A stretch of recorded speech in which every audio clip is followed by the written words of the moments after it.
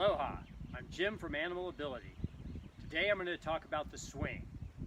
Now the swing, especially the kettlebell swing, is one of the most basic exercises you can do.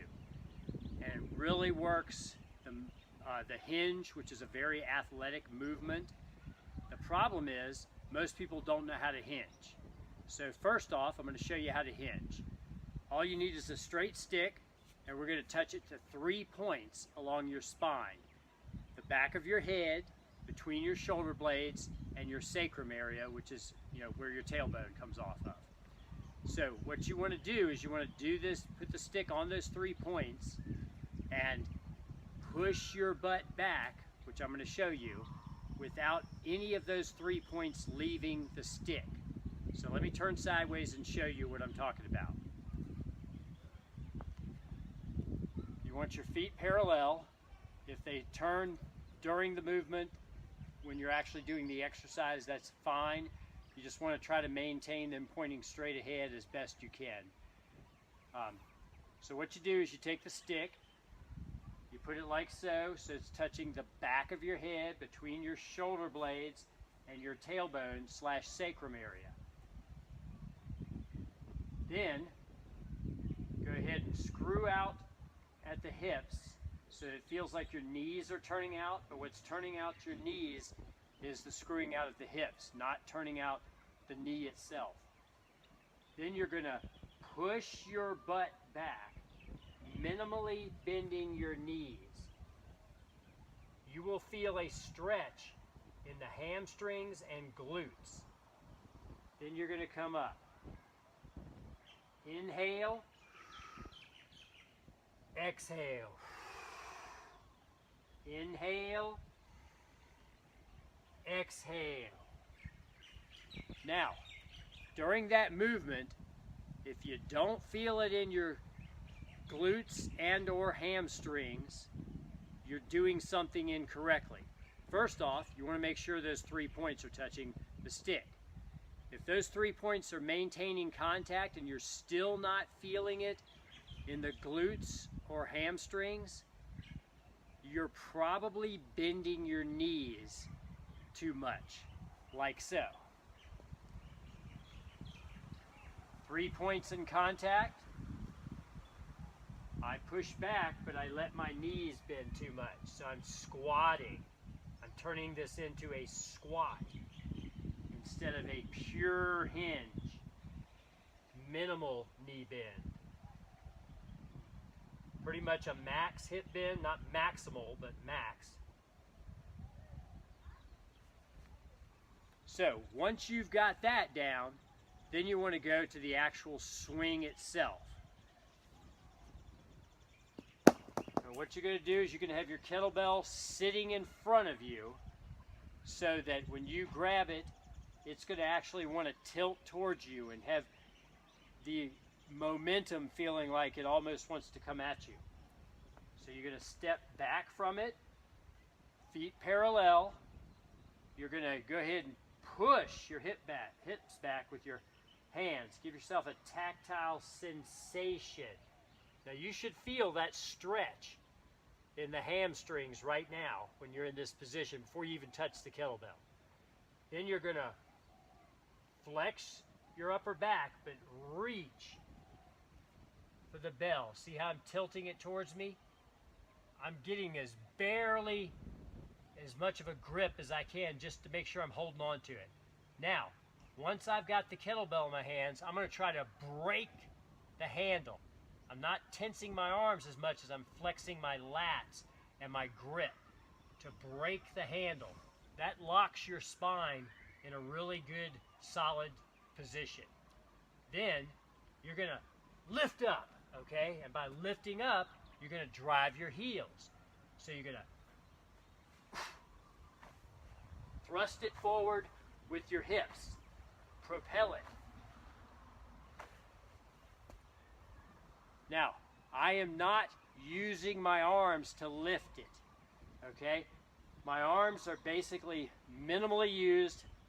I got a good grip on it, good flex in the lats, trying to keep my arms as relaxed as possible and do 90% or more of the work with my hips and hamstrings. Those are your powerful athletic muscles for jumping and running. So what you want to do is tactile sensation there to give yourself a little cue. I'm not lowering my hips, I'm pushing them back.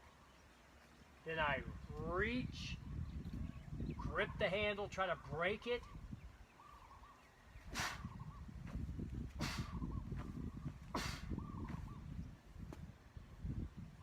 Now, once you grab the kettlebell, you maintain form from the time you start till the time that kettlebell is set down.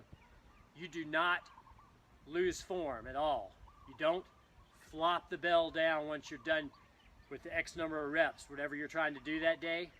You maintain the form until that weight, that outside weight resistance, is off your body. That's how you maintain a safe and good position.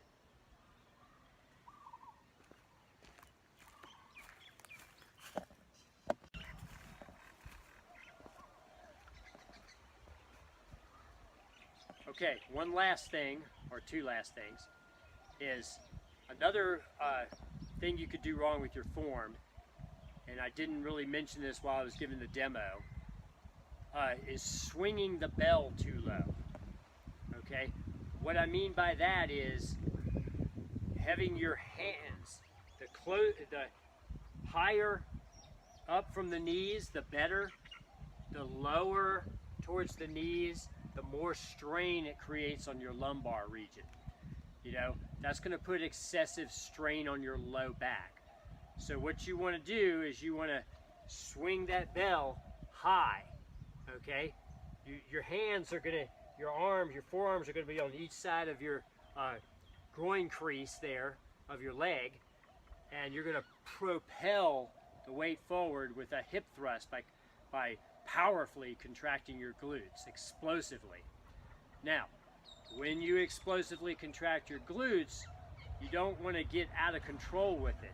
And what I mean by that is you don't want to explosively contract so you're arched back. You want to contract and try to propel yourself as hard as you can, but stop at the upright position. You know, there's a little leeway for error there. You know, when you get a really heavy weight, a lot of times it's going to look like you're leaning back, but actually it's because your whole body is tilted back when that bell's out in front of you. You know, your whole body is counterbalancing that weight. You're still not doing this, okay? So you want to maintain that. Don't swing too low. Don't come past upright. Your goal is hinge, explode to upright position. So there you go.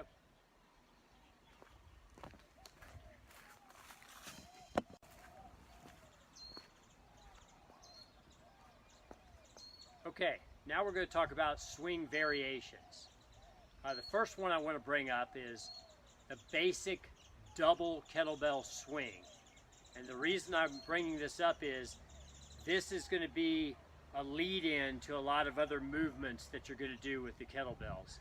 So you definitely need to be able to at least know how to swing two bells at the same time and practice that every so often. It's going to come in handy in the future. So all the same hinge principles apply.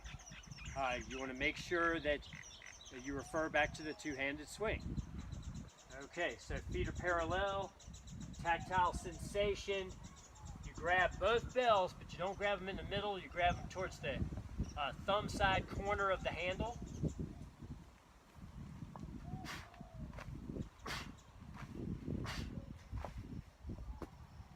Okay, that was the two-handed or double kettlebell swing. Not two-handed, double kettlebell swing or two kettlebell swing. Now we're going to do the kettlebell swing with one arm. And I'll actually face you kind of diagonal so you can see everything. Sensation, tactile sensation. thumb side corner, this hand's back or just off to the side.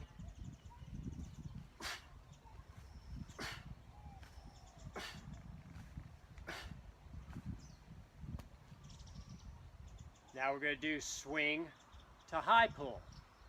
So 2 movements. Swing, high pull. Swing, high pull. The only difference between a swing and a high pull is, as it comes up to the top point of the swing, you pull your elbow back. Now we're going to do a swing to a snatch. Tactile sensation, grab the corner, swing, snatch, straight overhead. I thrusted it, my elbow straight once the bell got up high enough. So I kind of started a swing, then I did a high pull, and I let it keep going, and straighten my arm. Now you can do a, come back with a half, swing, snatch. You can go down all the way, swing, snatch. There you go.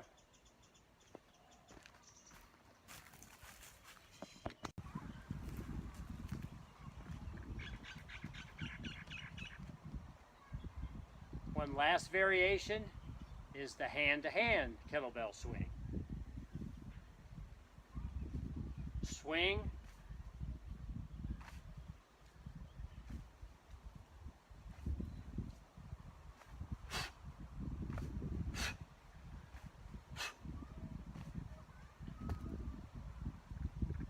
what I did is I propelled it at that point of weightlessness, switched hands. Simple in theory, hard in practice, so make sure you do it outside on something you could drop the bells on.